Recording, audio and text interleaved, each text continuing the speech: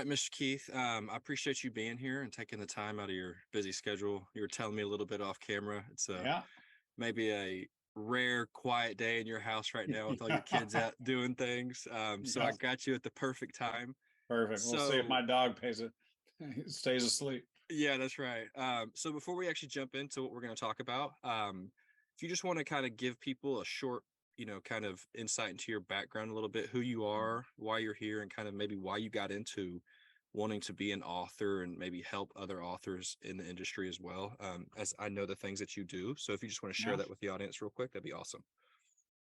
Yeah. Yeah. Well, I've been an author and a speaker. Well, I've been a speaker for just under 30 years. So started speaking in front of people, probably, well, really, if you include the years that I was a youth pastor, I guess it's been over 30 years, but 27 years is what I say has been kind of how long I'm doing this professionally, if you will, and published my first book 20 years ago, and really got into doing that because I was speaking a lot, speaking at some conferences, doing some breakouts, and then I would just always have people come up to me and ask me, "Hey, I love what you were sharing. Do you have anything that I could share with my cousin that lives in North Dakota?" And I just didn't have a way of sharing what I was sharing outside of the people who were at my live events. And so I wrote my first book and almost traditionally published it, was in the final stages, and then they pulled out of that, so I self-published it, and then did that for the second and third ones as well. And then my fourth one I self-published it, then it got picked up by a traditional publisher who read it, and so I have ended up traditionally publishing two books and self-publishing 10 or 11 or something like that. And so I've been in both worlds and had great experiences with both. But throughout the years of writing and speaking, you just run into people who have questions. And so just I love the craft of writing and getting books in print and all that, but also hate the way that people waste money on things that don't actually move the needle. So just started coaching people in that, and I've coached people in the corporate world and the faith-based world, and self-publishing, walking people through getting traditionally published if that's what they want. But my focus has been much more on self-publishing uh, side of things. So Yeah, that's pretty cool. I think it's, at least from my experience of talking to people, it's a little more rare to find people who have seen kind of both sides of the world, where it's like they've either always done self-publishing or they're like they've always done traditional, and they're like that's where they just want to stay there, that's where they're comfortable. But it's pretty cool to see people who kind of have seen both sides of it, and yeah, both sides of the coin, um and then being able to still say you love self-publishing, and that's you really, and then it helping people in that world, because like you said, mm-hmm. you hate watching people spend money on the wrong things that don't do what maybe they thought it was supposed to do. Right. So you kind of felt like, um I'll say you felt that calling, because what we're going to get in here in a minute is Yeah, about using faith-based marketing and stuff like that. So I think it's a good word. So you kind of felt that calling to help these people in this industry with a certain thing to get into this coaching, which I think is really cool. I think if anybody knows who Russell Brunson is, yeah, he always talks about, serving those people that you've been called to serve. right, And he says it all the time. He'll be on stage in front of thousands of people, or he's online in front of thousands of people. And he always talks about, serving the people that you've been called to serve. And he's a big faith guy, yeah, and stuff like that. So I think that's really, really neat, yeah. and cool to hear. So my first question, Okay. and it's even crazier topic now here in 2023, the way the world's going, the way especially here in the States and stuff like that. But I see it less and less often now, especially in the authoring world, in terms of marketing, whether it's email ads, people communicating or interacting on social media, or these online events or anything like that. I see this lack of faith Mm-hmm. anywhere in the system or in the process or something like that, which is like where somebody like Keith comes in, right? Mm-hmm. So I'm just curious. I guess my first question would be like, how do you kind of, or do you try to walk a line of making sure you're not offending people or pushing your beliefs on people, but still staying true to yourself and doing in getting the message across that you believe you should be getting across without ruffling any feathers, or do you even care that you're ruffling feathers? I'm just curious. Yeah, I wouldn't go so far as to say I don't care. I think that part of it for me is if I if I did care, I mean, if I would be in big trouble because of that, my books are primarily faith-based books. I mean, most of my books, I mean, the books that you see up here, how to enjoy reading your Bible. eh, Pretty clear that it's going to be a book on Bible study. And so, and most of the speaking that I've done has been in the faith-based ministry world, whether it be at Christian conferences or whether it be at churches or universities or, anywhere that you could think of that a Christian group or church would hire a speaker. And so if you search my name on YouTube, or anywhere online, you'll find 15 faith-based events or websites or whatever for every one or two corporate things. And so for me to hide it would pretty much be impossible. And it would really get into where I would like to go with this, which is the authenticity piece, is that in today's world of TikTok and YouTube and social media, that more than any time in history, people feel like the people that they're buying books from or going to seminars from or watching on movie screens or TV screens, that for better or for worse, they feel like they know the person, or they at least want to, right? I mean, when I was growing up, which I know that I'm 100 years older than you, when I was growing up, the way that you got to know someone was the person who was being interviewed on late night talk shows. You weren't there was you weren't it wasn't the social media. You weren't seeing video. You weren't seeing all of that. And so for me, that's such an integrated part of my life and who I am, that if I was somehow, when I was talking to a corporate person, if I was somehow trying to hide that, it would be so obvious the second that they searched my name on YouTube or Instagram or just put it into Google or whatever, that they would be like, oh, he was trying to hide it. And I just believe in people want to do business with people that they know, like, and trust.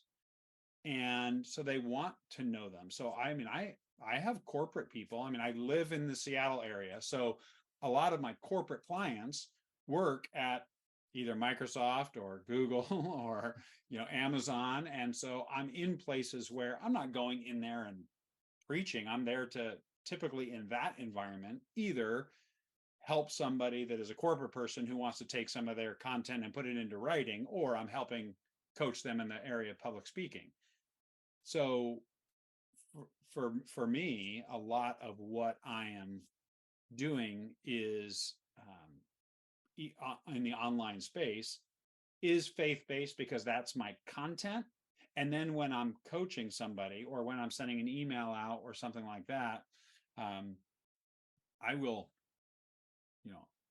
I'll mention it, but it really depends on the context of what the conversation. If somebody's asked me what I do with public speaking, and I'll be like, or how do I coach people in public speaking, I'll talk about my public speaking coaching system or my system for self-publishing a book, depending on what question they've asked. But if they're around me long enough, they're gonna know my background, because I'm gonna talk about, oh yeah, I don't do email on Sundays because I'm hanging out with my family and I'm going to church and I'm heading to the lake in the afternoon, whatever it is. And they're going to hear it. And so, and I think people appreciate that. Even if they don't share my faith, to know that the person that they're dealing with is somebody who's authentic, that carries a lot of weight, I think. I think that key alone, like as soon as you said authenticity, like I was like, being authentic is like the core of what I not only try to do for myself when it comes Mhm. to marketing, whether it's books, coaching services, myself, like whatever it is, or if I'm working with clients, the one of the major pillars is being authentic, because you're right, Mhm. people will see right through it. Oh yeah. And if they don't do it right away, they're eventually going to see through it, and that only whatever follows that is only bad. Right? Mhm. So yeah, I think being authentic is, I mean, so key. And it's another thing I don't see, in my opinion. I could be 100% wrong on this. It's something that I feel like I don't see enough of. Like, I can Mhm. follow somebody long enough, be on somebody's email list long enough. I'm not big on social media, so it's like that's not an issue. But like, see them online long enough, and you can get an idea of who they really are, and if they're like, that's if that's who they really are, or Mhm. are they just trying to put on, are they like this persona because they think this is what is going to sell, or this is what the people are going to be attracted to. And listen, I fell victim to this really early on in my entrepreneurial journey. Was like, felt like I had to be this person that I wasn't, because I was like, oh, I have to be the suit and tie guy, or just speaking, or when I'm talking to somebody, I've got to use certain language or act a certain way. Or like, it was, and I felt so fake and Mhm. not authentic. And I was doing a disservice not only to myself, but to the people that I was interacting with. Right. For sure. So now I think it's a huge pillar. And I think, coming from somebody like you who's been in this industry for, over 2 decades, public speaking all over the Mm. place, you've been in front of people, you understand the importance of being transparent and authentic. I think that's huge. Yeah. So when we talk about, let's take being authentic, and let's say this person really wants to be authentic because, listen, I just signed a client. This is a perfect conversation. I just signed a client who she wants the basis of her marketing to be faith-based, because it's such a big part of who she is. And Huh? she's kind of nervous about it, because she's like, I know not everybody's like that. It can rub people the wrong way.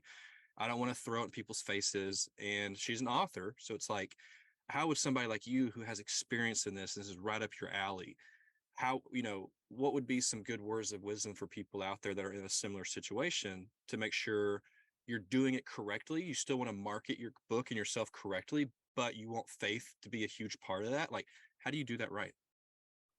Yeah.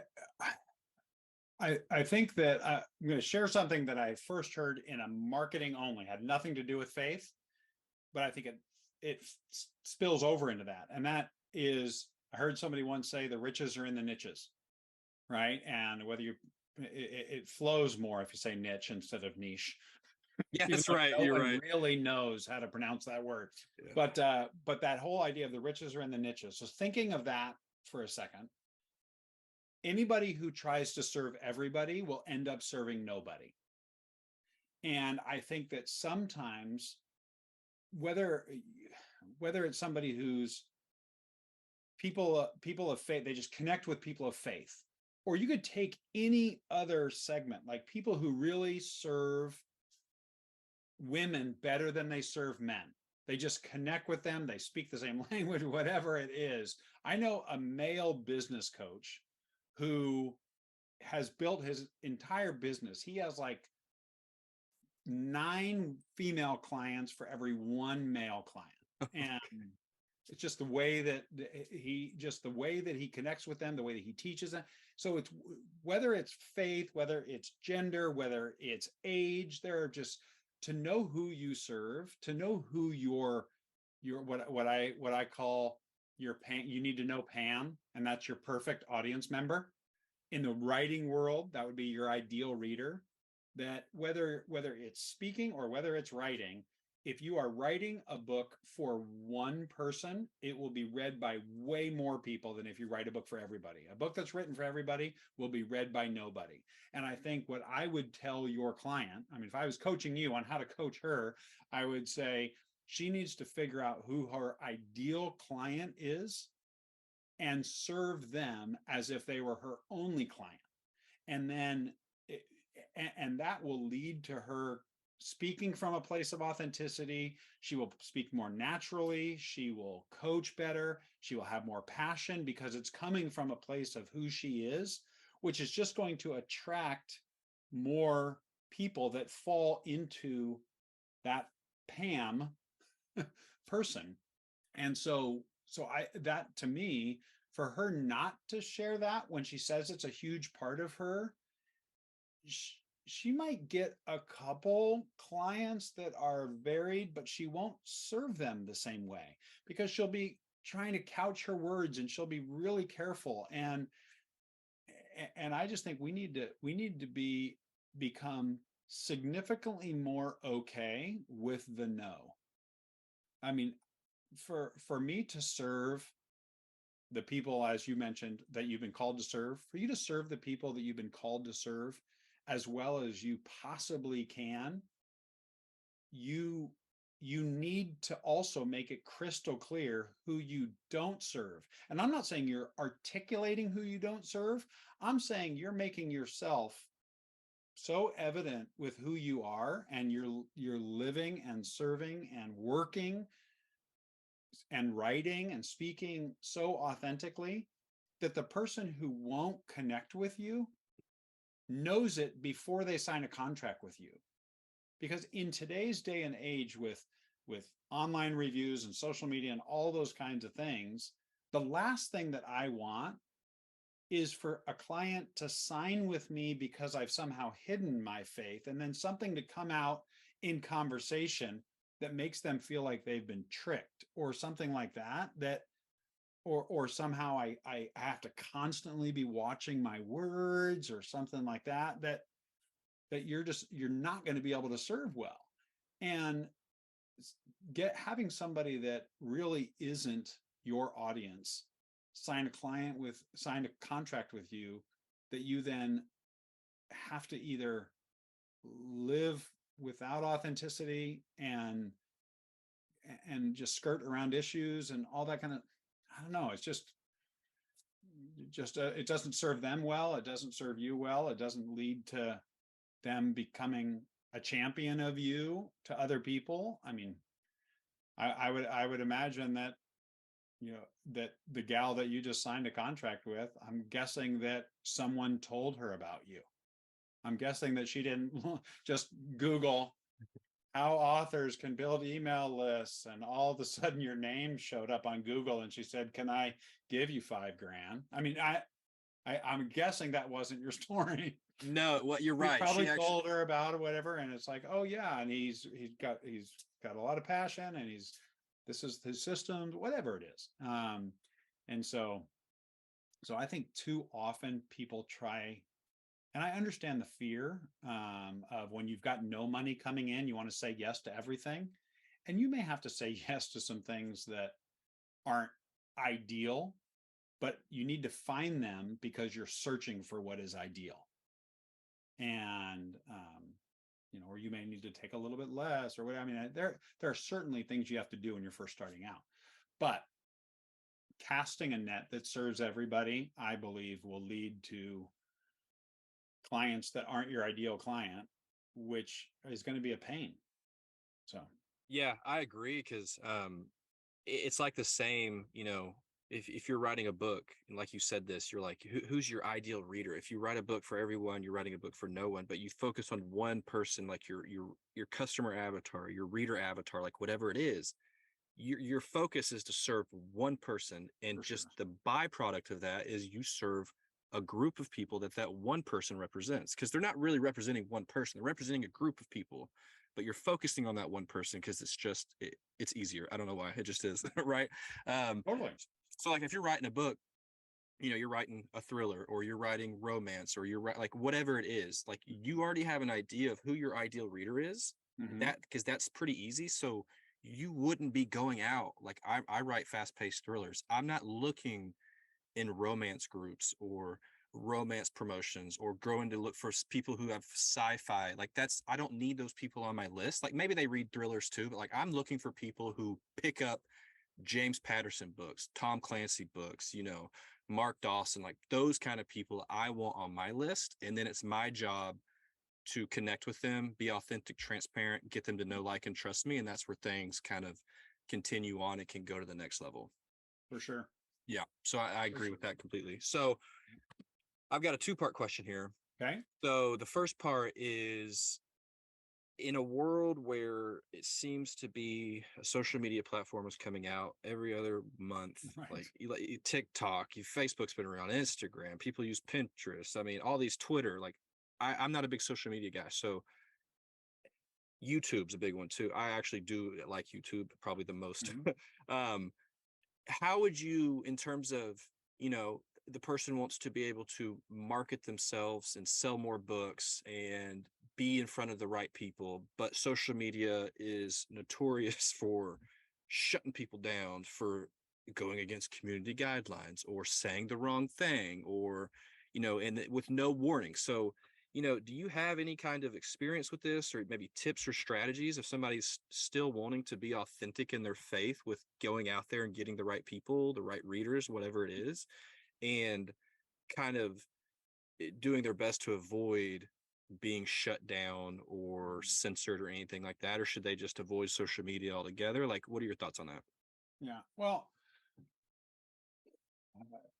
I would say that a two-part answer to that.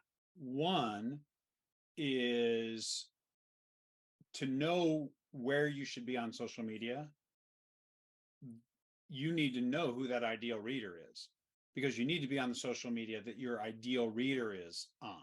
There needs to be a combination, because again, yes, you listed a bunch and there are a bunch more of social media platforms, and more of them come out all the time, right? At the time of this recording, we're what, a month since Threads came out or whatever, and so there are all these ones that just keep coming out, and there are going to be more. And so it's one of those things where if the purpose of you getting on the social media is to connect with your readers, you need to, the days of be everywhere are over. I just even read this morning a Medium article where somebody said, I've given up all social media for the last year and focused on two. And she actually didn't tell which two she was on. You knew that one of them was Medium because I was reading the article on Medium. But she said, I'm writing this article because you need to figure out the two that you enjoy and that your audience already lives on. And where that intersection is, and then figure out two, because there's just not enough energy to do the rest well. Now, there are certainly ways you can repurpose some things, like, Instagram Reels can be TikToks and can be YouTube Shorts. So if you just want to post those, great, but you're not going to grow a YouTube strategy by reposting an Instagram reel. You might grow your audience a little bit, but so there are ways that you can maximize it. But the idea of being everywhere is just exhausting, and you'll never be consistent enough to actually grow. So that's part of it, is knowing where your audience is and what you like enough to be consistent at. So that's a piece of it. And then on that, I think that as far as the censored thing, I've never had my stuff canceled. I've never been censored on that. So I'm not speaking from specific experience. What I will say is my experience from hearing of people who have been canceled, very rarely, and I'm treading a little bit lightly here, very rarely have I seen somebody canceled who didn't at least deserve it a little. Okay. And it's like, and some of it can be the language that you use. I think that some of the things that some of the subtle canceling, like things not being shown in feeds quite as much, then I think that's always going to be somewhat of a guessing game, both in the way in which you talk about content, but then also just the algorithms that these social media platforms are testing. Because remember, the social media platform does not exist to serve you. It exists to make money. It's the only reason. There is no Instagram exists to make money. TikTok exists to make money. Facebook, saying, I mean, that's why they're there. And so if they can figure out an algorithm where to show you less and show somebody else more, drives up their ad revenue, they're going to do it. And so I think that for me, I have just become more and more. I think the older that I get, the longer I've been in this career, the more ups and downs and then ups again I've seen, and just kind of seeing that the entrepreneurial life in general is one where you better become comfortable being uncomfortable, or just quit, go get a job. And so I think that with just seeing the ups and downs of that, I've I've seen enough new things come and tried things and had things work and then tried things and had them not work, that I just feel like if I'm constantly focused, if I'm laser focused on how do I serve my audience well and be authentic in it, that if that leads to me getting canceled on one platform, then, and again, this goes back to my faith, I believe God's going to show me that may have been intentional on his part to show me where I need to shift my time and energy on. And so I just, other people might worry about it a lot. I just don't worry about it a lot, because if I'm laser focused on my audience, then I'm not going to be a jerk online. I'm not, because it's just, I just find I'm unfollowing people all the time because I just don't, they've just kind of gone off on this tangent that isn't why I started following them in the first place. Yeah. And I'm just like, it's just too easy to not hear their voices anymore. Right? If you and I drove each other crazy on this conversation, and you hung up and you said, I never want to hear from Keith again, a couple clicks of your mouse, and unsubscribe on the email and an unfollow on my YouTube and my Instagram, and you would never have to hear from me again. It's true. Right? It's just too easy.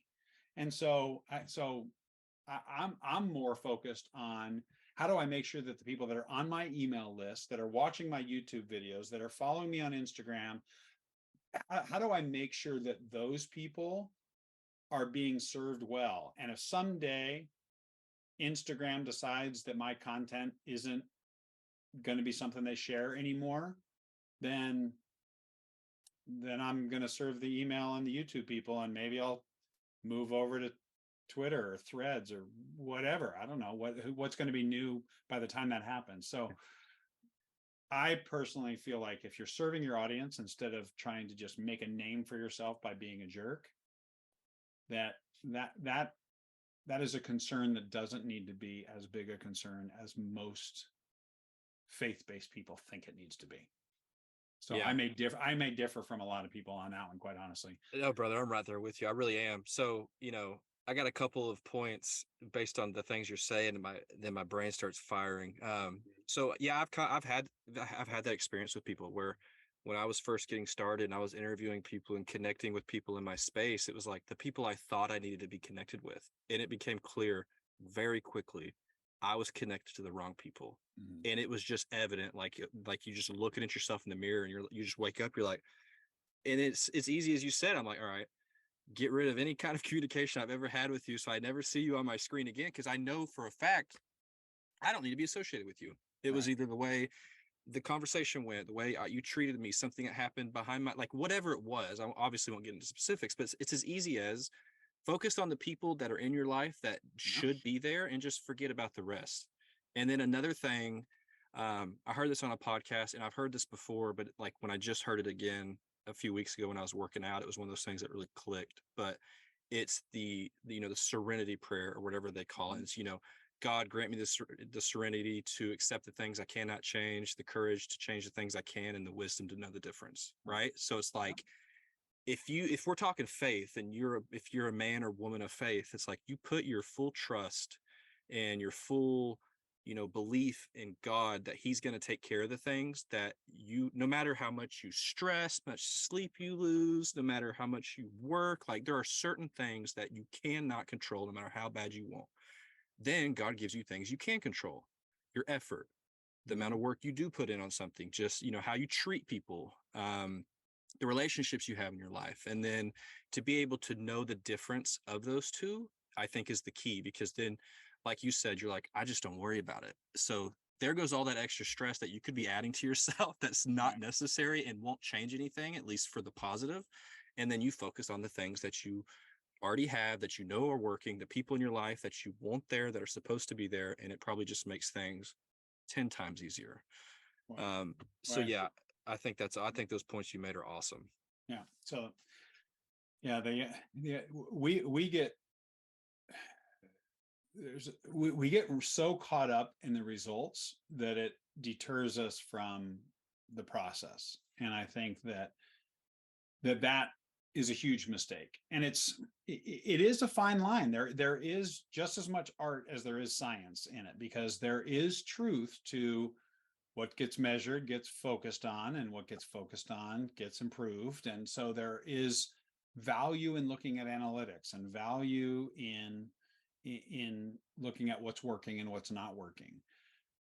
But I think that we don't commit to the process that we really determined through thinking and planning and looking at whether it be marketing or building an email list or creating YouTube videos or whatever it is, that we through research and planning and prayer and determine this is what we believe the process is. And then a month later, because we haven't seen the results, we're giving up on it to try some new shiny thing that promises a 1% better whatever. I'm like, if you're not willing to commit to a process for 6 months or longer, then you're not really committed to it. And I'll give a very real world example. Is I've had a YouTube channel since 2009, when I first kind of really started becoming more aware of the potential for it. I signed up for it. I got my first subscriber 4 years later. I mean, I was, because I put no effort into it. I had it there just so I would own at Keith Ferrin, and so I had it there, and it did nothing. I did nothing for really 10 years. Then did a little bit of stuff, and it started to grow a tiny bit. Never was consistent. Well, just in the last year, probably 6 months, I've said, okay, I really believe that from an impact standpoint, from a reaching people that will never see me at a live event, from a long-term impact, right? I had somebody ask, when was the last time that you looked at a social media post that was more than a month old? And I was like, I can't remember the last time. And they said, when was the last time you watched a YouTube video that was a year old? And I said, probably yesterday. Because I'm like, search on something, and if it was good a year ago and you've got the question now, YouTube's going to send it to you, right? Because that's how they make their ads, is sending you relevant videos. And so I decided that I was going to focus on that. But I just know from talking to enough people who have been successful on YouTube that it is, while there will be gurus that will tell you differently, a humongous percentage of the people who are successful now on YouTube, their graph is a hockey stick, and it is a long form hockey stick. And for most people, the first 2 to 3 years of being committed to it, the growth is much slower than they ever thought. And then something starts getting shared, which shares the old stuff that they had. And it's that consistency. So normally I commit to a process for 6 months, and then I evaluate after 6 months. I'm going to focus for 6 months. And for YouTube, I've just said, I'm like 6 months into a 2-year commitment before I'll reevaluate whether this is a good strategy for me. Like, because I just know that that's kind of how the YouTube algorithm works. That if you think you might grow your YouTube channel in 3 months, there have been people that have done it, but they're the anomaly. So whether it be growing the email list, growing a social media following on Instagram or YouTube or TikTok or whatever it is, that the shiny object syndrome is just brutal. And I think we so often don't, when we don't see the result immediately that we want, or that the guru promised, that we give up on the process. And I've become more and more convinced. Even just, I mean, I've been doing this for 27 years, and I would say it's really been in the last 2 years that I've read enough, that I've talked to more people who I really trust, who have been doing it long term rather than short term. That I just realize more and more the truth of spend time researching and developing a good plan, and then commit to the process and trust God for the results. that Yeah. that just know that perseverance is the thing. So Yeah, things rarely turn out the way you think they're going to turn out, right? Or at least in the right. time frame that you think they're going to turn out in. And listen, man, I could talk for hours about things that I've thought were going to happen in a certain time frame that didn't. And then I think because we're human, if anybody says they've never fallen victim to that shiny object syndrome, where Right. it's like, oh, I've been doing this, I really thought this was a thing, but then oh, I got an ad from this guy who does similar, but he's telling me it's only going to take me 4 weeks instead of 3 months. I'm going to spend more money on this guy and completely abandon what I've put effort into on this. And then Mhm. that guy just becomes the guy in the rearview mirror. And then you're on to the next guy or girl. It's Right. like, if you don't, when you say 6 months, which I think is a really good, that's like a minimum. Like, Right. you can't expect these things to just take off. Like, if we're talking being an author and selling books, like, I remember, and I tell people this, and people are probably like, "That guy's an idiot." I remember being like, when I was going to sit down and write my first book, I kid you not, this is 100% true. This is like when you listen to a stand-up comedian, they're like, "This is 100% true story in my life." Is I thought I was going to write a book, publish it, and I may write a second one, but this first one is just going to take the cake, and I'm never going to have to do anything ever again. Like, this was my legit thought. I'm 32. I was in my mid to late 20s when I had this thought. So it was like, should have been old enough to know better, right? Yeah. But um, I just had this short term. I had a short term vision on a long term desire, and it's like, if we're talking selling books or in becoming a full time author or getting your business off the ground, like, you have to think long. It's a marathon. It's not a sprint. I know it's very cliche, but like, Yeah. if you don't think long term, it's going to be much easier to fall off the wagon, move on to the next thing without giving it your all. Um, and it's true. God does open doors and shut other doors. And it's like, if you are a person of faith, it's like and this has happened to me. There are times where like I've moved on because I was too impatient. I'm actually naturally a really patient person, but I wanted something really bad, that things were pulling me and I just like I couldn't stop it. And then there are times where I felt like God was saying, this happened for an exact reason. And the reason is this needs to stop and your focus needs to shift. And then whether I knew what the focus was after that, or if it was shown to me later down the road, but it's like, you just don't know. But if you don't put the Mhm. effort in to at least stick it out as long as you should, like I mean, I'll be very honest, you'll never be successful in anything you do because you've always got one foot in, one foot out, kind of looking for the next thing in your peripheral, right? Mhm. Um, so, going back to our earlier point, we were talking about being authentic and stuff like that, Mhm. which I said is a huge part of everything I do.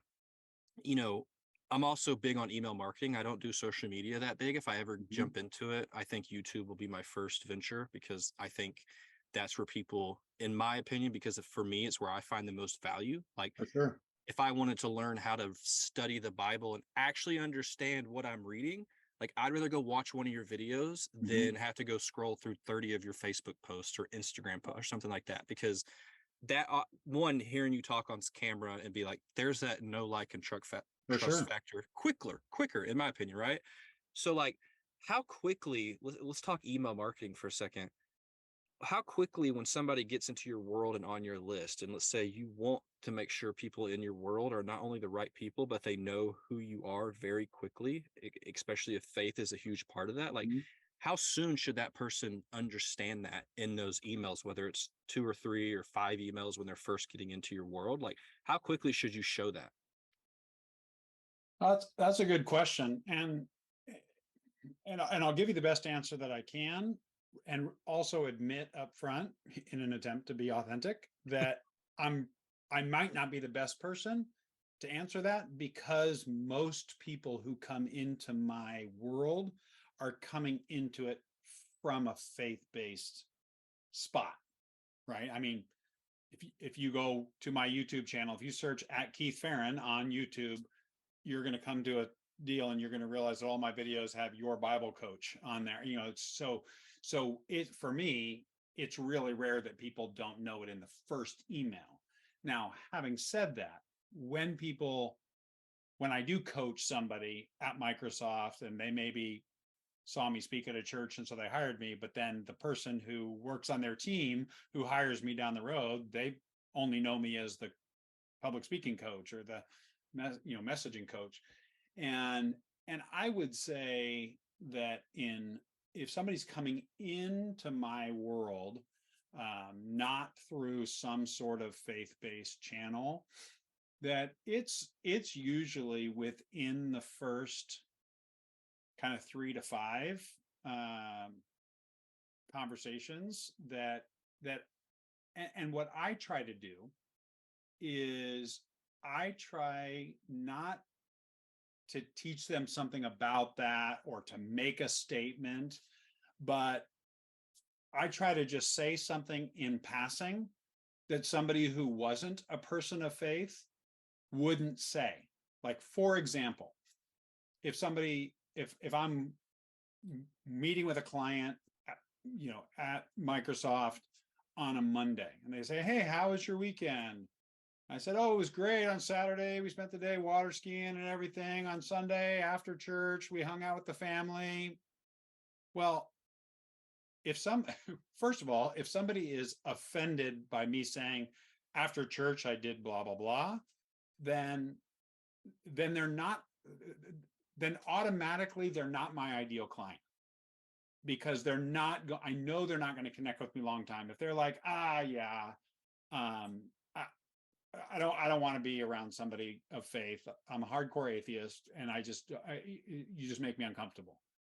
I would rather figure that out in the first meeting Yeah. because then drag it on. So, but what I find is that sometimes is something that maybe they don't go to church, but they grew up in the church and they have fond memories of it. And they're like, oh, maybe this is somebody that has some of the same values I have, even if they're not active in their faith now. And if they are active in their faith now, then oftentimes they go, oh, what church do you go to? I go to First Baptist, blah, blah, blah, whatever, and so to me, I try to have the first kind of, if it's not a faith-based starting point, I try to sometime early on just make some mention of church, or my son is a camp counselor this summer at the Christian camp that our kids grew up at, or whatever. And that isn't a statement. It's not a statement on who I'm voting for or what governmental policy I'm mad about right now or excited about right now. I'm just like, because that's not the reason that they've hired me. So to me, it goes again back to, I'm not, if that's my starting point, that I have to make that bold statement, then my focus is not serving them well. My focus is on me. And anytime as a coach, as an entrepreneur, as a consultant, if my focus is ever on making myself look better instead of making them more successful, then quite honestly, I don't deserve to be hired by them, because they're not hiring me to make me look good. They're hiring me to make them a better speaker, or to run better meetings, or to become a more efficient leader, or whatever, or to learn how to self-publish their book. That's why they're hiring me. So, but it's usually pretty early on, but it's more of a passing comment than a statement. Yeah. Okay. Yeah, that makes perfect sense. So I'm curious, like let's talk about self-publishing. When you take on like a self-publishing client, Mhm. somebody needs help with the A to Z's of self-publishing, and the process of getting your book from start to finish, you know, in the grand scheme of things, the bones are pretty much the same, but everybody has their techniques and their ways of going it, and steps and stuff like that. So that can differ. So I'm curious, like, do you use your faith or anything like that? Is that a part of the process at all? Or are you like, these people are probably already know you're faith based, so you're just focused on just making sure their book's the best book it can be, and it's getting into the right categories and making sure it's published right and the cover's right and stuff like that? Or do you weave faith in there to maybe help the process, make your process unique or different or anything like that? Yeah, I really don't. I when it comes to self-publishing, there's very little about it that the process or the system is faith-based. When I'm coaching someone, it's really rare just because of the process of coaching is relational, that you're going to have, if you and I, just like before you hit record on this, we spent 5 or 6 minutes talking about what we've been doing this summer, right? And so there's that conversation that just happens in the first 3 minutes when I walk into somebody's office, or the first 2 to 5 minutes on a Zoom call, that it's really rare that we are 10 seconds into a Zoom call and we're going tactical into how to set up KDP or blah, blah, blah, right? And so there's that relational element. And so they're going to know. But as far as my system, my process, what I teach, it's not, it faith is very, very rarely a piece of that. And I actually like that. This sounds crazy because we're Yeah, both men of faith, but that I actually like that approach because it goes back to your point of like, it's not about me. Like my goal here isn't to try to convert this person or, shove my beliefs down their throat if they're not a faith-based person. My purpose and goal here is to help this person come up with the best book, get through the process as easily and efficiently as possible, and make sure when they publish, it's where it needs to be. It's at the top level of what you're promising that person, right? So I actually like the fact that where to separate things. I think that's really important.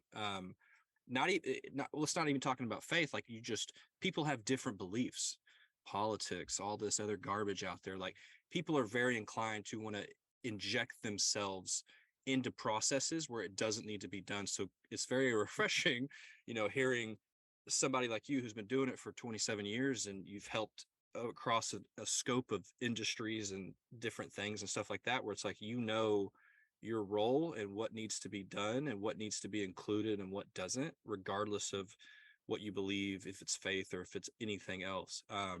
So I actually think that's really cool because I think that probably makes you a better coach because of that. uh, I hope so. Yeah. I mean, I mean, truly, it's so much comes back down to serving people. I mean, we could almost do a whole nother conversation on this, but from the perspective of faith, for me, I mean, I know that people have different opinions of what they see on the news of different Christians and what they believe and what they stand for and what they picket and what they blah, blah, blah, all those different kinds of things. But when you look at actually the teachings of our faith of doing to others as you would have them do to you and serving and whatever, that I feel like the online world and the coaching world and the entrepreneurial world is so built for living out, whether you're ever talking about your faith at all or not, living out those principles of putting somebody else's needs ahead of your own and serving somebody well and treating somebody with honesty and integrity and kindness and working hard and doing good work. And then even having the money conversation that a worker deserves his wages. That's a biblical concept. It's actually in there. And so the idea of, if I serve people well, if I'm so over delivering what they're expecting and they feel that I am honoring their work and that I'm trying to make them better at what they do and enjoy their work more and be a more successful public speaker and be a better manager when they run their team meetings and if I'm improving their lives somehow, then that's all good. But if I go the opposite of that and I'm really self-centered and self-focused and prideful and just trying to make the deal and make the sale, it's kind of going back to what we were talking about 5 minutes ago. It's just really, really easy for them to to not hire me for another contract, or to unfollow me on a social media platform, or to unsubscribe from my list, or something like that. If everything is just spammy and marketing and about me and bragging, it's just all those principles that don't line up with my faith. If that's what I put into my business, I won't get more clients. But whether if somebody, I had clients who are atheists who know that I'm going to help them write a book that's better and get it out without wasting 20 grand, because and so they'll hire me and they'll recommend me, right? I just had somebody on LinkedIn this week who, as far as I know, is not a person of faith, but I helped her get her book out and she recommended me to somebody this week, right? Yeah, that's great. Yeah. Right. So, That's awesome. Word of mouth it will never go away. Best marketing out there, right? yeah. Yeah. All right. That's awesome. I think that's all the questions I have. I could ask 1,000 more, but Yeah. obviously people Well, probably then let's this have is another conversation later when yeah, that's move right. on. Yeah. This isn't a Joe Rogan podcast. This isn't gonna be 4 hours long. If I Right. had it my way, it Exactly. would be. Exactly. I don't think So either of us are getting paid like he is. yeah, that's right.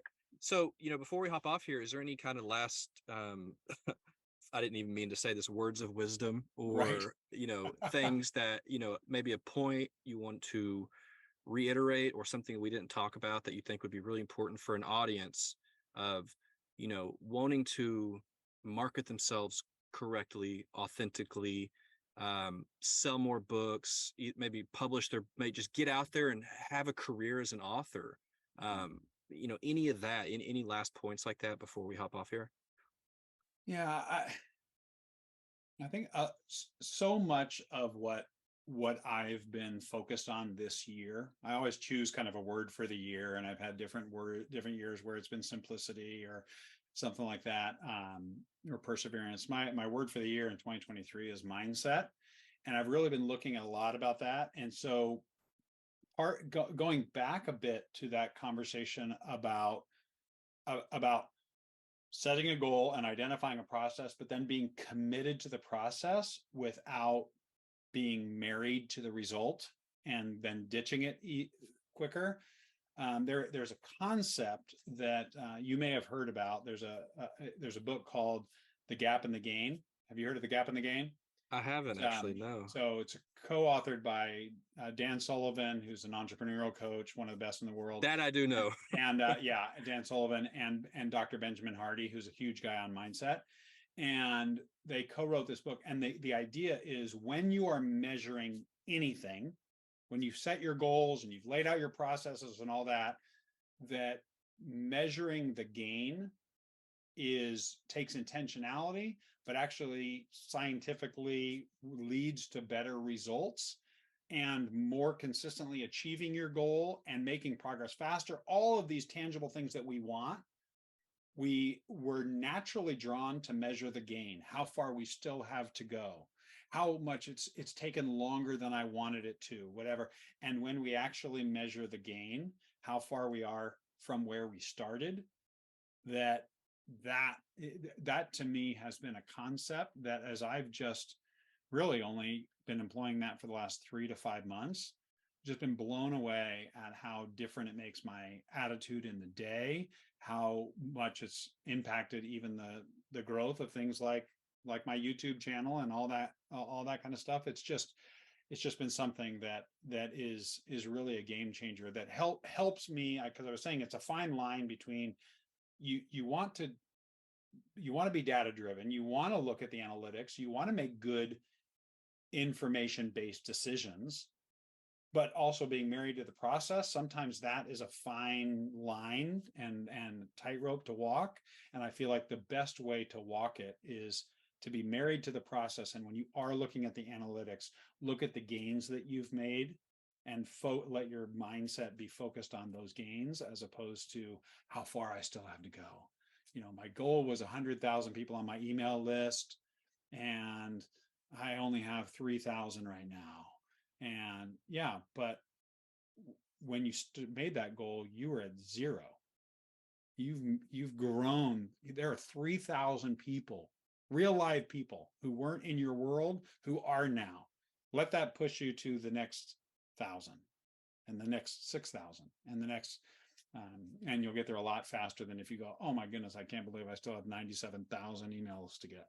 You know, that'll just leads to a mindset. So that to me is a huge thing, because there's just the next guru and the next promise and what you should be doing, all of that. I mean, it's those voices are really, really loud. Yeah, I love that mindset. I'm a big mindset guy, and I fall victim to it all the time, where I let myself slide or let my mindset kind of shift without thinking about it, and I have to kind of actively pull myself back in.